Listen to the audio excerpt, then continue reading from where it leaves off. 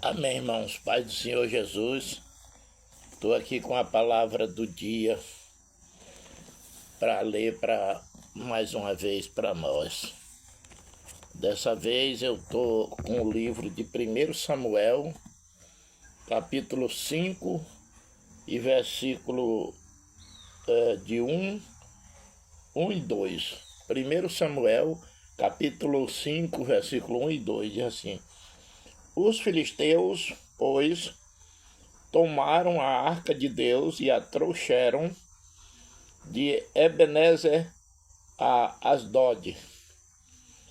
E tomaram os filisteus a arca de Deus e a meteram na casa de Dagom e a puseram junto a Dagom. Queridos, o Velho Testamento é uma base da compreensão da vida atual espiritual que se leva no Novo Testamento, na época da graça. Existem muitos leitores, muitas pessoas intelectuais, muitos teólogos e muitas teses humanas no meio da terra falando sobre Bíblia.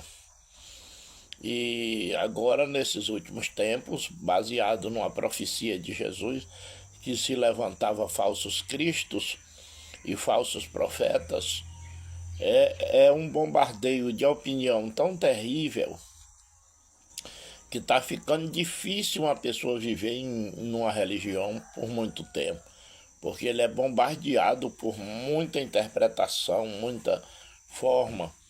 A plataforma digital está levando muitos evangélicos a se tornarem atordoados. Mas uma coisa é preciso na vida do ser humano, é o Espírito Santo de Deus. No livro de João, capítulo 14, versículo 26, Jesus disse: Vem um Espírito no meu nome que o Pai enviará, e ele guiará vocês no caminho da verdade. Então há uma verdade nesse meio, e a Bíblia diz: Conhecereis a verdade, e a verdade vos libertará. João 8:32.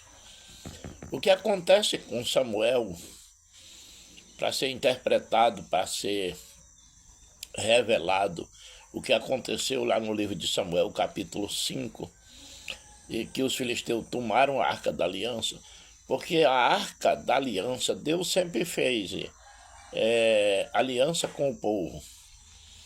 E a primeira arca, que foi Noé, com Noé ele fez uma aliança, e Noé fez uma arca que salvou a sua família do dilúvio e uma parte da fauna para que tivesse uma continuidade de seres vivos. Na outra arca, que representava a saída do povo de Israel do Egito, o primeiro tabernáculo que fizeram foi feito uma arca, onde continha as 2 tábuas de pedra de Moisés com a lei escrita, a vara de Arão que floresceu e uma cuinha com maná que choveu no deserto para alimentar o povo de Israel.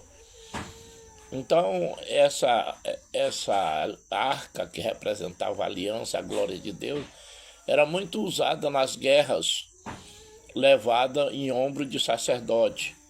E como o tabernáculo era móvel, eles desmontavam, os levitas cuidavam e levavam de um lado para outro, mediante o que Israel caminhava no deserto.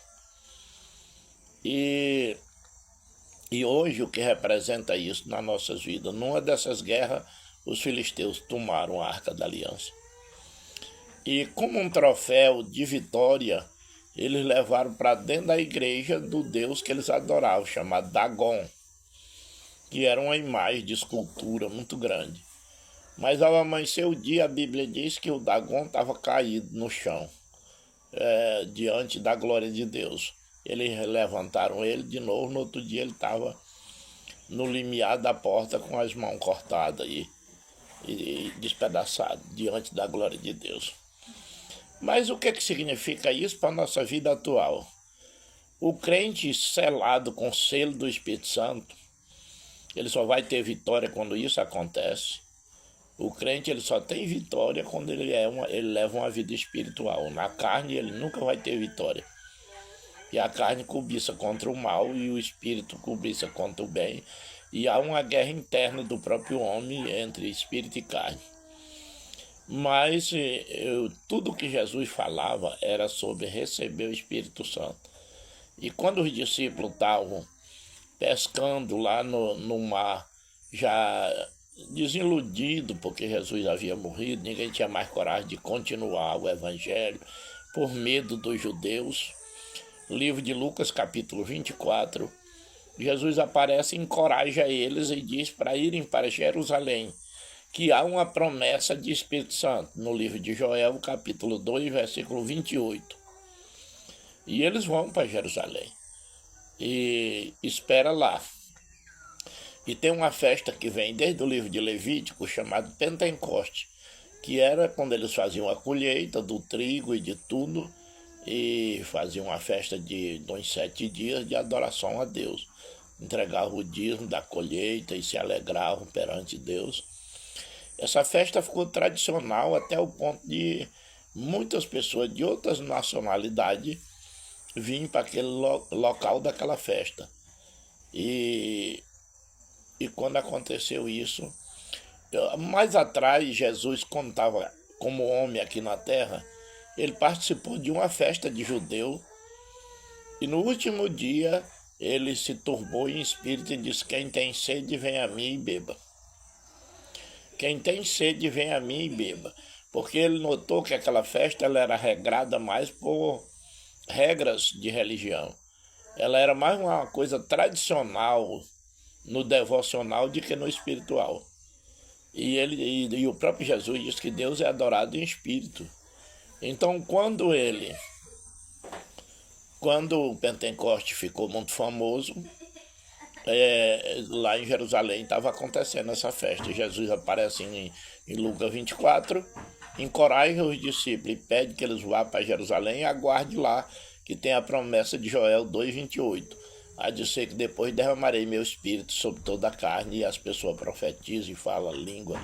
E lá aconteceu esse fenômeno. Ficou todo mundo uma revolução tão grande que até pessoas estão bêbados. E lá eles passaram a falar, porque tinha gente de muitos continentes. E eles passaram a falar na língua daqueles países que estavam por ali. O Espírito Santo concedia que falasse. E alguém viu visão, línguas repartidas como que de fogo, derramada em cima das pessoas que começaram a falar em mistério e profetizar. E chegaram a dizer: esses pessoal estão bêbados já, a hora 9 do dia, mas Pedro disse: não, isso aí é a promessa de Joel. Então, o que está acontecendo nessa leitura de 1 Samuel, de levarem a arca, que representa a glória de Deus, muitas vezes o inimigo tira de nós a glória de Deus. O nosso pecado, a forma da nossa desobediência, faz com que nós não sintamos mais essa glória. E porque Deus, ele não quebra a sua aliança, só que ele se afasta do pecador. E aí o homem faz que nem aquele hino que fizeram, que diz: Senhor, minha oração não passa de canções de palavras repetidas, e é um deserto. Aquele hino tem tudo a ver, aquela letra, com essa verdade. O crente sem a glória de Deus, o crente que é dependente de Deus, quando ele se ajoelha para orar, que ele não sente a presença do Espírito de Deus na vida dele, é um desespero. Ele sente um desespero. E o que está acontecendo é porque o inimigo parece ter roubado aquela glória, trazendo pecado, tropeço para a vida do crente, para fazer ele desobedecer ao seu Deus. Mas que Deus abençoe cada um de vocês que ouviu me viu pregando essa palavra.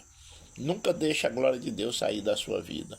Nunca deixe a sua lâmpada se apagar. Coloque azeite, porque o homem está vindo aí. E as virgens que têm azeite é as que entram para as bodas. Deus abençoe cada um de vocês. Vamos orar. Querido Deus, Pai Santo e Poderoso, grande em poder e misericórdia, o teu nome é santo e é em nome de Jesus que eu peço. Derrama a tua Shekinah sobre as nossas vidas. Alimenta nós do pão espiritual e não deixa nós cair nas tentações de separar da tua glória, porque o mundo é perigoso. Nos ajuda, meu Pai.